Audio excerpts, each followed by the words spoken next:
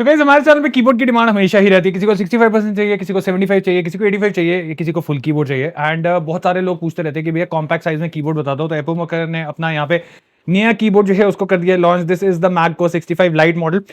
Wait wise हल्का है, सारे के सारे फीचर्स मिल जाते हैं, ट्राई मोड के साथ आता है, तो आप इसको ब्लूटूथ के साथ भी इस्तेमाल कर सकते हैं, आप इसको 2.4G डोंगल के साथ भी इस्तेमाल कर सकते हैं, आप इसको वायर्ड के साथ भी इस्तेमाल कर सकते हैं। पोलिंग हर्ट्ज की बात करूं तो 8000 हर्ट्ज का पोलिंग रेट जो है वो आपको मिल जाता है, वायर्ड के अंदर मिलता है, ये चीज को दिमाग में रखिएगा। एंड बिल्ड वाइज किसी भी चीज की कमी आपको यहाँ पे देखने को नहीं मिलने वाली। मैकेनिकल स्विचेस के साथ नहीं आता है, मैग्नेटिक स्विचेस के साथ नहीं आता है, इंडक्टर स्विचेस के साथ आता है। तो top of the line switches आपको जो है वो यहाँ पे देखने को मिल जाते हैं। 3 पिन 5 पिन आपके यहाँ पे फिट नहीं होंगे, इस चीज को प्लीज दिमाग में रखिएगा। तो कैसे कीबोर्ड है, क्या क्या फीचर्स आपको यहाँ पे मिलते हैं, क्या आपको एक कीबोर्ड लेना चाहिए नहीं लेना चाहिए, सारी चीजों के बारे में बात करेंगे। डब्बा खोल लेते हैं।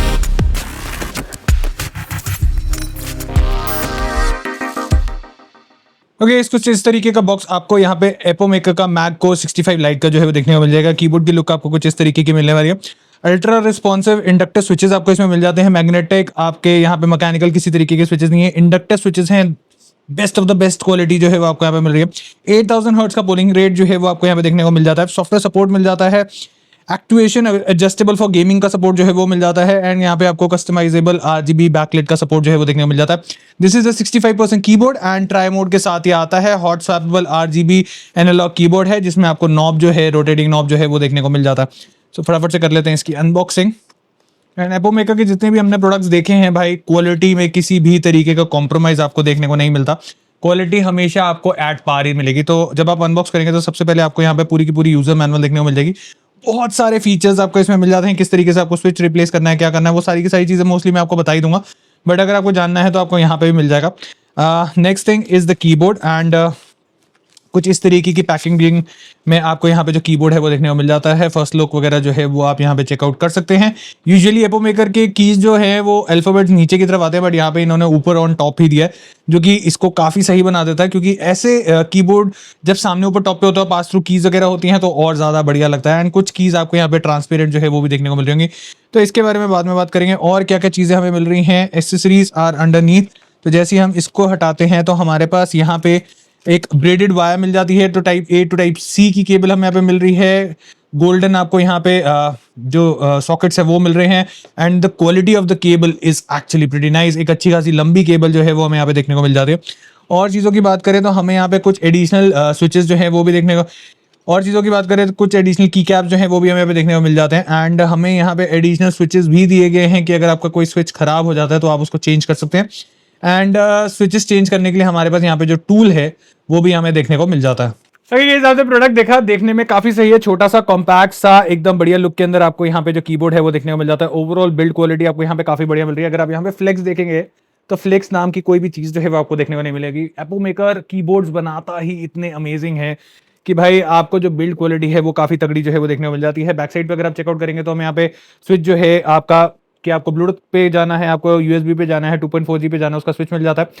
USB-C का पोर्ट आपको बैक साइड में मिल जाता है। एंड हमारे पास जो 2.4G का डोंगल है वो भी आपको यहाँ पे बैक साइड पे ही देखने को मिल जाएगा। तो ये एक सेफ प्लेस बना दी है इन्होंने, जिससे क्या है आपका डोंगल घूमेगा नहीं। तो ये काफी बढ़िया इन्होंने कर दिया। यूजुअली आपको कई बार क्या होता है, इधर उधर ढूंढना पड़ता है, तो वो थोड़ा सा इश्यू रहता है। बाकी हमारे पास यहाँ पे हाइट रेज के लिए ऑलरेडी जो कीबोर्ड का लुक दिया गया है वो थोड़ा सा इंक्लाइन में ही दिया गया है, बट हाइट रेज के लिए हमारे पास यहाँ पे 2 लेवल ऑफ हाइट रेजर्स जो है वो दिए गए हैं, जो कि इसको काफी ज्यादा कंफर्टेबल बना देते हैं लॉन्ग आवर्स की यूजेज के लिए। साउंड की अगर मैं बात करूं, it sound like blue switches, जैसे आपने सुना होगा। Not so loud, not so subtle, एकदम साइलेंट भी नहीं है। एक अच्छा खासा मैकेनिकल वाला फील आपको मिलता है। बट इंडक्टर स्विचेस हैं भाई, इनका रिस्पॉन्स टाइम बहुत ही ज्यादा अच्छा, खास करके प्रोग्रामर्स हो गए, गेमर्स हो गए, उन लोगों के लिए ट्रीट होने वाली है। क्योंकि 0.1 मिली सेकेंड का रिस्पॉन्स टाइम आपको यहाँ पे मिलता है। मतलब आप प्रेस करने का सोचोगे ना, सिर्फ हाथ रखोगे और उतनी देर में आपको रिस्पॉन्स जो है वो यहाँ पे मिल जाएगा। तो गेमर्स के लिए बहुत ही तगड़ी चीज होने वाली है, ट्रीट होने वाली है।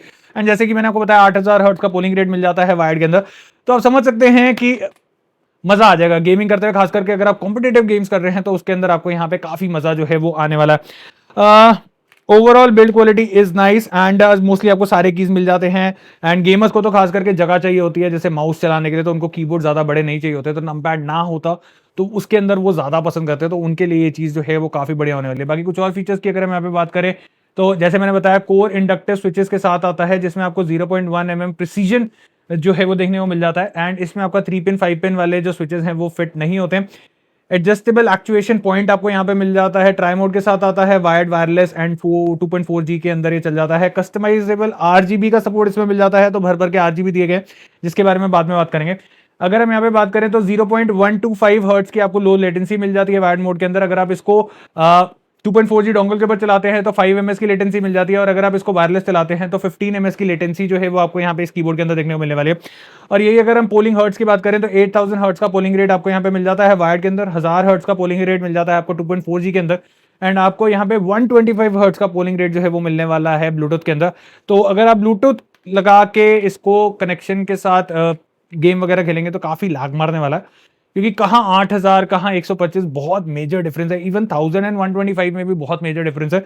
तो आई वुड हाईली रिकमेंड कि या तो आप वायर्ड लगा के खेलो या आप 2.4G लगा के खेलो, क्योंकि 1000 हर्ट्ज भी काफी सही रहता है, एंड 1000 हर्ट्ज का रिस्पॉन्स टाइम भी एक आपको यहाँ पे काफी बढ़िया जो है वो देखने को मिलता है। और फीचर्स की बात करें तो आपको यहाँ पे सॉफ्टवेयर सपोर्ट जो है वो देखने को मिल जाता है, हॉट स्वैपेबल स्विचेस मिल जाते हैं, जिसके लिए हमें यहाँ पे टूल दिया गया है। आराम से स्विचेस निकाल लो, कोई स्विच खराब है तो आराम से चेंज कर लो, आपको किसी भी तरीके का इशू जो है वो नहीं आने वाला।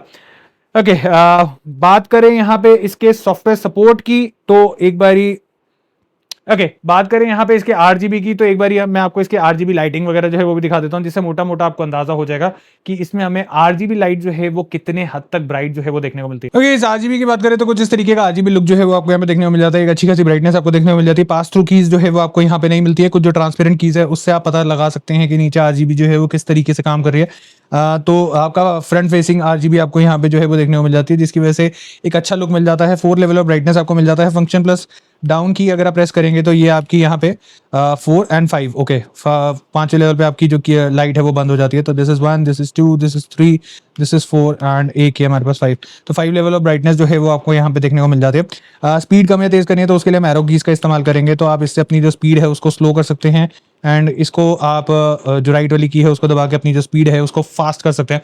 बाकी RGB इफेक्ट्स की बात करूँ या लाइटें चेंज करने की बात करें कलर्स की, तो हमारे पास यहाँ पे फंक्शन प्लस एंटर का ऑप्शन है, एंड इस वाले इफेक्ट में आपका यहाँ पे चेंज नहीं हो रहा है। तो मैं एक बार यहाँ पे अगर इफेक्ट चेंज करने की बात करूँ तो एंटर के जस्ट ऊपर हमारे पास एक की दे रखी है, तो उसको अगर हम प्रेस करते हैं तो अगर आप यहाँ पे देखेंगे ये अब नीचे से ऐसे खुल रहा है।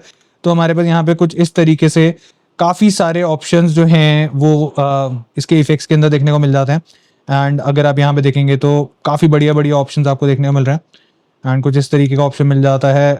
कीज प्रेस करेंगे तो आपको कुछ ओके सो ये ऑप्शन आ गया। कलर चेंज करना है तो हम एंटर दबाएंगे तो हमारे पास यहाँ पे कलर चेंज करने के ऑप्शन जो है वो भी मिल जाते हैं। तो अलग अलग काफ़ी सारे कलर्स के ऑप्शन मिल जाते हैं, एंड इफेक्ट्स हमें यहाँ पे भर भर के दिए गए हैं, मतलब आपको किसी भी तरीके की कमी यहाँ पे इफेक्ट्स के अंदर देखने को नहीं मिलेगी। जौन सा इफेक्ट भी आपको चाहिए वो सब कुछ आपको यहाँ पे जो है इस कीबोर्ड के अंदर देखने को मिल जाएगा। ओके कुछ इस तरीके का इंटरफेस जो है वो आपको यहाँ पे सॉफ्टवेयर का जो है वो देखने को मिल जाता है। And this is an online software, and आपको यहाँ पे जो सॉफ्टवेयर है उसको अपने पीसी के अंदर इंस्टॉल करने की भी जरूरत नहीं है। तो this is actually a good thing, and इसमें आप सारे के सारे चेंजेस जो है वो यहाँ पे कर सकते हैं। तो सबसे पहले अगर आप यहाँ पे देखेंगे तो आपको यहाँ पे आपका जो कीबोर्ड है वो दिख जाएगा, डिवाइस लिस्ट दिख जाएंगे। तो और कीबोर्ड्स अगर कुछ और डिवाइसेस अटैच होंगे तो वो यहाँ पे दिख जाएंगे। नीचे we have the configuration option, quick configuration है, रेस कॉन्फ़िगरेशन है, इनपुट कॉन्फ़िगरेशन है। तो वो आप अपने हिसाब से यहाँ पे सेट करेंगे अलग अलग। की मैपिंग की बात करें तो की मैपिंग का ऑप्शन आपको मिल जाता है। मैक हो गया, विंडोज हो गया, सबके लिए अलग अलग ऑप्शंस हैं यहाँ पे।